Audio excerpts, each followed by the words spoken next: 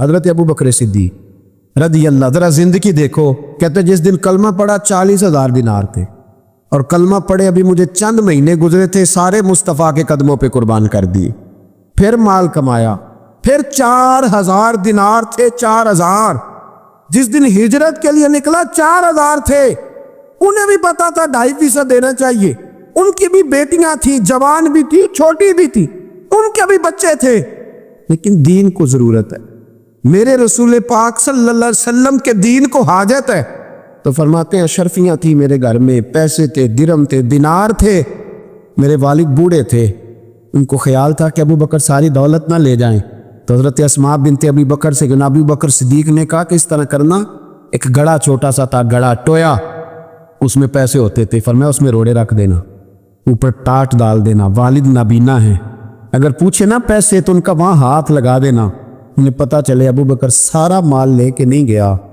فرماتے میں ہجرت پہ جانے لگا تو 4,000 سارے ہی لے گیا، سارا مال ہی یار، یہ 2.5% کے لیے رٹا پڑا ہوا ہے، 2.5% کے لیے لوگ بحث کر رہے، 2.5% کے لیے دلائل چاہیے، کئی مفتیان کرام سے پوچھیں گے، پھر پروگرام بنائیں گے دینا ہے کہ نہیں دینا، اور جس دن تبوک کے لیے میرے مصطفیٰ کریم نے اعلان کیا، جناب صدیق اکبر فرماتے ہیں شے کوئی نہیں تھی، غربت کے دن تھے، کمزوریاں تھی، مال اس دن، کاروباری حالات کم تھے، یہاں لوگوں کا کاروبار جب ڈاؤن ہوتا ہے تو سب سے پہلے مسجد کا 200 بند کرتے، سب سے پہلے مدرسے کا بند کرتے، سب سے پہلے خواہش کرتے ہیں کہ وہ جو غریب کو جاتا ہے نا اس کو بند کرو، یہ زیادہ نقصان دے رہا ہے۔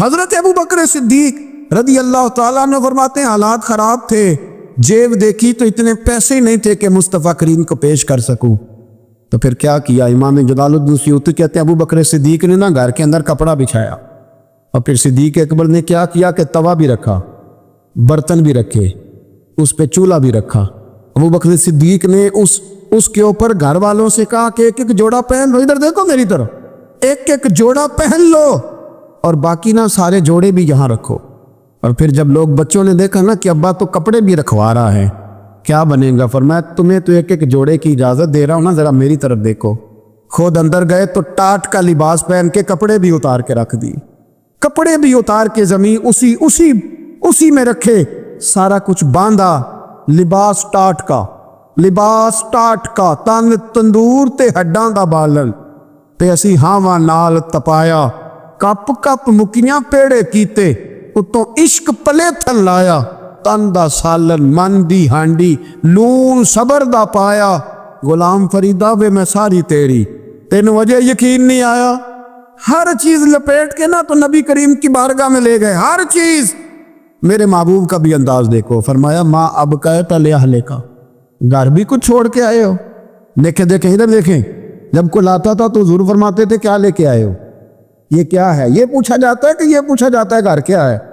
بھئی آپ کو کسی نے کوئی تحفہ دیا تو شاپر کھول کے تحفہ دیکھیں گے یا پوچھیں گے گھر کیا ہے؟ لیکن میرے رسول پاک کے لفظ دیکھیں، فرمایا ماں اب کہتا لے اہلے کا، ابو بکر سجنا گھر کیا چھوڑ کے آئے ہو، تو رو پڑے، کہنے لگے یا رسول اللہ میں کوئی غریب تو نہیں، میں بڑا مالدار، اب کہتا لہم اللہ و رسول، گھر اللہ بھی چھوڑ آیا ہوں، اللہ کا رسول بھی چھوڑ آیا، حضور میں کوئی کنگال نہیں، میں مصطفیٰ والا ہوں، میں کوئی غریب نہیں، میں نبی والا ہوں، میں رب رسول کو گھر چھوڑ آیا ہوں۔ میرے مصطفیٰ کریم علیہ السلام فرمانے لگے تیرے پیچھے جبریل امین کھڑے، اور انہوں نے ٹاٹ کا لباس پہنا ہوا، اور تیرے آنے سے پہلے وہ آ گئے تھے، تو میں نے پوچھا جبریل یہ بوریے کا لباس، عرض کی یا رسول اللہ ابو بکر نے پہنا ہے تو رب کو اتنا پسند آیا سارے فرشتوں کو پہنا دیا ہے، سارے فرشتوں کو پہنا دیا، سارے فرشتوں۔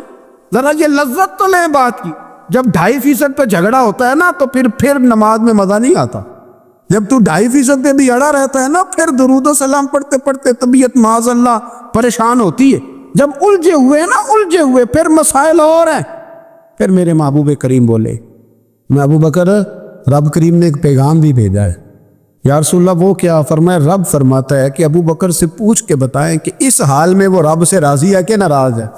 یہاں اقبال بولے، کہنے لگے خودی کو کر بلند اتنا، خودی کو کر، یہ وہ درجہ ہے، یہ وہ مقام ہے، خودی کو کر بلند اتنا کہ ہر تقدیر سے پہلے پھر خدا بندے سے خود پوچھے بتا تیری رضا کیا ہے، فرمایا رب پوچھتا ہے آپ راضی ہیں کہ ناراض ہیں؟ تو پھر ابو بکر صدیق بھی کھل کے روئے، کہا یا رسول اللہ میں کل بھی اپنے رب سے بڑا ہی راضی تھا، میں آج بھی اپنے رب سے بڑا ہی راضی ہوں۔ یہاں لوگ لے کے بھی نہیں راضی ہوتے، ابو بکر سارا کچھ دے کے بڑے ہی راضی ہے، سارا کچھ دے کے۔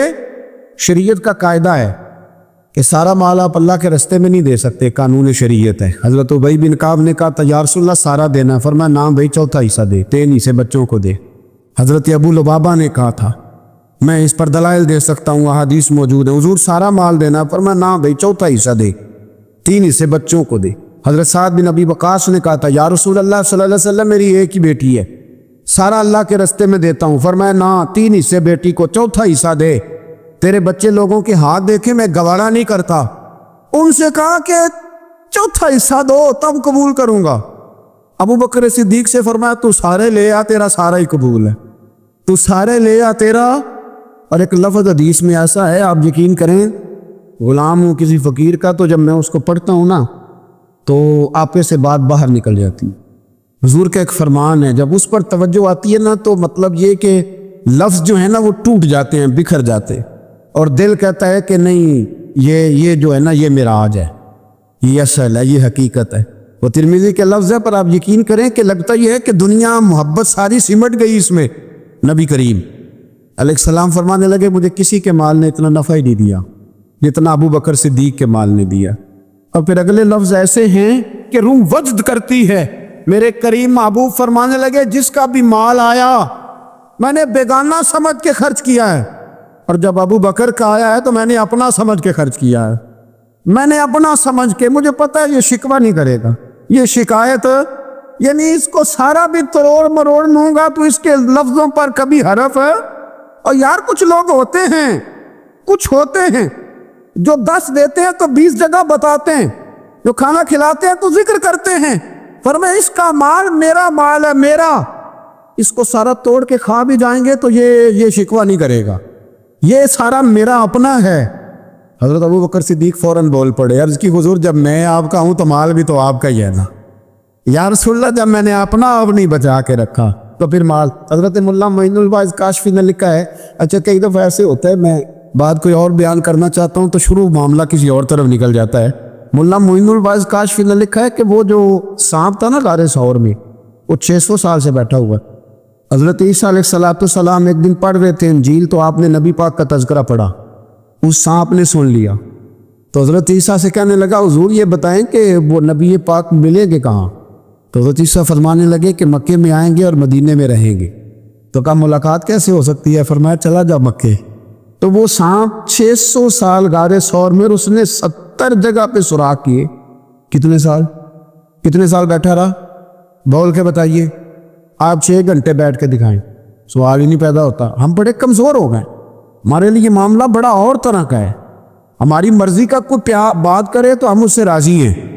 انتظار کرنا اور یہ سارے کام کرنا یہ تو بڑا مشکل معاملہ ہے، یہ تو بڑی عجیب سی کیفیت ہے۔ میرے استاد رحمۃ اللہ تعالیٰ علیہ 2015 میں کراچی تشریف لائے، میں اپنے ایک سنگی کو لے کے پہنچ گیا، چھوٹا موٹا مولوی میں بھی ہوں۔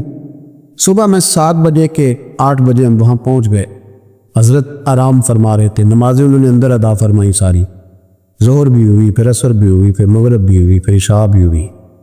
عشاء کے بعد وہ سنگی ہم سے کہنے لگے کہ آپ کتنا انتظار کریں گے؟ تو میں نے کہا کہ انتظار تو کرتا ہے بڑا آدمی، بڑے لوگ انتظار کرتے ہیں، تو چھوٹے لوگ تو اطاعت کرتے ہیں، ہم چھوٹے تو ان کی مہربانی ہے، اگر زیارت ہو جائے تو تب بھی ٹھیک ہے، اگر وہ کہیں نہیں ملنا۔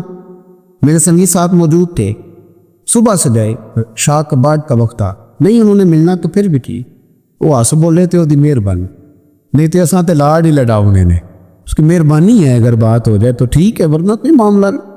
تو عشاء کی نماز کے بعد انہوں نے ہمیں یہ کہا کہ پیغام آیا کہ محفل میں جہاں حضرت جا رہے وہیں ملاقات ہو۔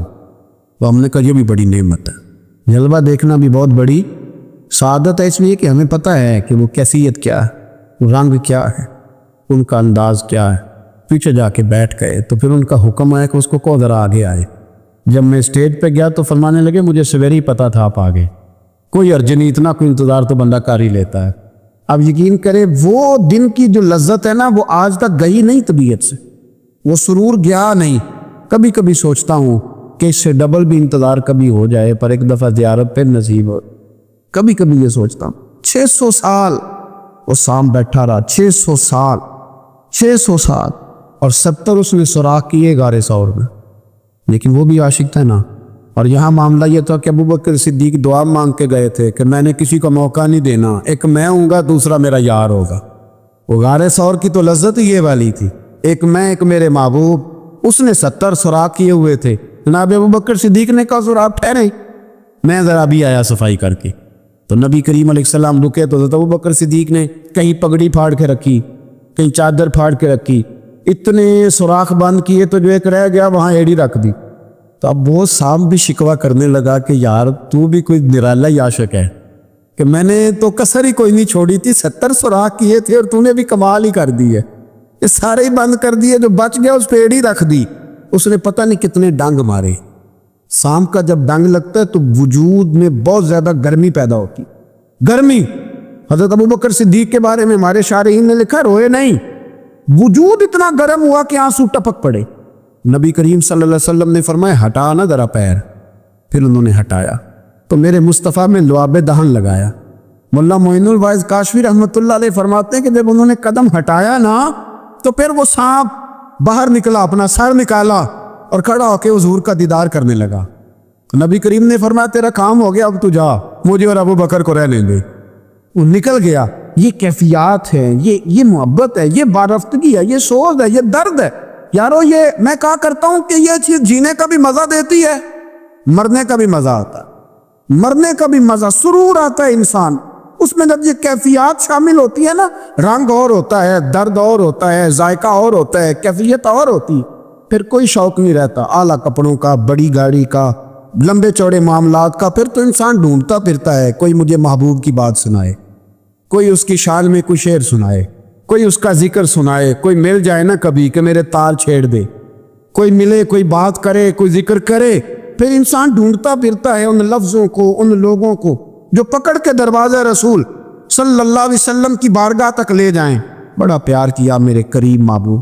حضرت علی المرتضیٰ شیر خدا فرماتے میٹنگ بیٹھی تھی بدر والے دن، ہم بات کر رہے تھے خطرہ کہاں ہے، دلیر دلیر لوگوں کی ڈیوٹی کہاں لگائی جائے۔ شیر خدا بھی چاہ رہے تھے کہ میں وہاں ڈیوٹی دوں گا، تو کہتے سمجھ آئی کہ سب سے زیادہ خطرہ نبی کریم علیہ السلام کے عریش مبارک کا ہوگا، حضور کے خیمے کو، چھپر مبارک کو۔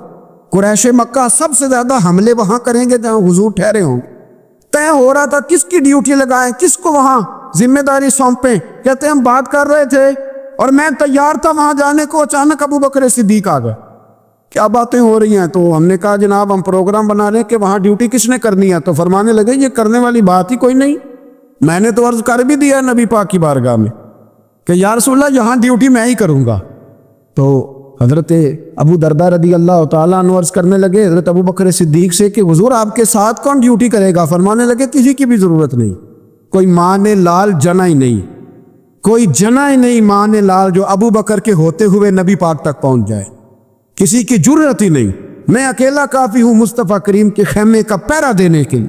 یہ اعزاز، یہ شان، یہ لطافت، اور میرے نبی کریم علیہ السلام نے بھی پر حضرت ابو بکر کو چاہا تو کمال ہی کر دیا، چاہا تو کمال ہی کر دی، کمال ہو گئی۔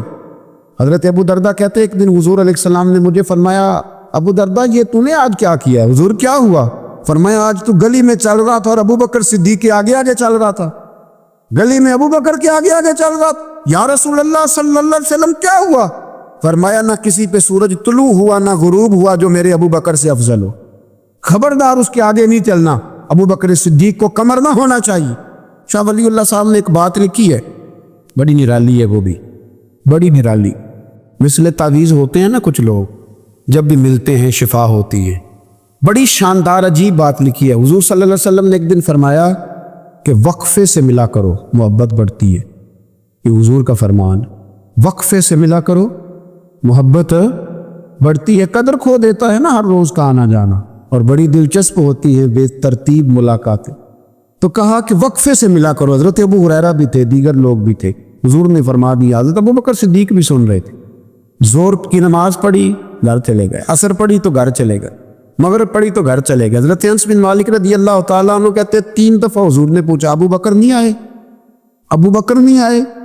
ابو بکر نے کہا 3 دفعہ پوچھا تو میں پھر پہنچ گیا. میں نے کہا ابو بکر 3 دفعہ حضور نے پوچھ لیا کہ ابو بکر نہیں آئے, ابو بکر نہیں آئے. تو جناب صدیق اکبر دوڑے, حضور حکم. فرمایا کہاں تھے صبح سے؟ عرض کی یا رسول اللہ آپ نے تو فرمایا تھا وقفے سے ملا کرو محبت بڑھتی ہے. تو محبوب فرمانے لگے تمہیں تھوڑی کہا تھا, تمہیں تھوڑی کہا تھا, تو نہ جایا کر یار, تو رہا کر. تو رہتا ہے تو دل جمع رہتا ہے, تو یہاں موجود ہوتا ہے تو دل. اب یقین کریں کچھ لوگ ایسے ہوتے ہیں جن کے بارے میں دل کرتا ہے انہیں بندہ خرید کے پاس رکھ, ان کو خرید لے, یہ یہیں رہیں, یہ جائیں نہ. اس لیے کہ ان کا لب و لہجہ اور ہوتا ہے, ان کا طرز حیات اور ہوتا ہے, طرز غلامی اور ہوتا ہے, طرز فرما برداری اور ہوتا ہے, انداز اور ہوتا ہے. فرمایا تو نہ جایا کر, یہی رہا کر. اور میرے محبوب نے فرمایا ابو بکر تو صرف میرا غار میں ہی ساتھی نہیں, قیامت میں جب میں حوض کوثر تقسیم کروں گا تب بھی تو میرے پاس ہی بیٹھا ہو. قیامت کے دن حوض کوثر کی تقسیم میں بھی تو میرے ساتھ ہی ہوگا میرے نبی کریم علیہ. اور ایک بات اور سن لے جاتے جاتے, کچھ لوگ ساتھ بڑا رہتے ہیں پر بات کم کم مانگتے. جتنے میں جھاڑو جو دیتا ہوں آستانے پہ, مجھے وظیفہ پڑھنے کی کیا ضرورت, میں وہاں ہر وقت حاضر جو رہتا ہوں, مجھے کیا ضرورت ہے شجرہ پڑھنے کی, مجھے کیا ضرورت ہے ان کی بات سننے کی, بعد میں وہاں رہتا جو اتنا ہی کافی ہے. حضرت ابو بکر صدیق نے نوکری بھی کھول کے کی اور نبی پاک کی بات بھی کھول کے مانی, کھول کے مانی. جو حضور نے کہہ دیا انہوں نے کر دیا. یہاں تو لوگ سوچتے ہیں نہ سمجھتے ہیں, غور کرتے ہیں, کہتے ہیں میں وہیں ہوتا ہوں, میرے پاس نسبت ہے, وہی کافی ہے. مجمع لگا ہے صحابہ کا, نبی پاک علیہ السلام نے فرمایا ابھی آج روزہ کس نے رکھا ہے؟ سب چپ کر گئے. حضور نے دوبارہ پوچھا تو جناب صدیق اکبر بولے, عرض کی حضور آپ حکم نہ دیتے تو میں نہ بتاتا, یہ اللہ نے آج مجھے توفیق عطا فرمائی. تو حضور علیہ السلام نے فرمایا آج جنازے میں کس نے شرکت کی؟ لوگ خاموش ہو گئے. تو حضور علیہ السلام نے دوبارہ پوچھا, عرض کی حضور آپ حکم نہ دیتے تو نہ بتاتا, یہ اللہ نے توفیق مجھے عطا فرمائی. فرمایا آج کس نے مسکین کو کھانا کھلایا ہے؟ عرض کی یا رسول اللہ صلی اللہ علیہ وسلم حکم نہ دیتے تو نہ بتاتا, یہ اللہ نے مجھے توفیق عطا فرمائی. فرمایا کس نے آج لوگوں کو دین کی دعوت دی, اسلام کی طرف بلایا, پیغام دیا, کون ہے؟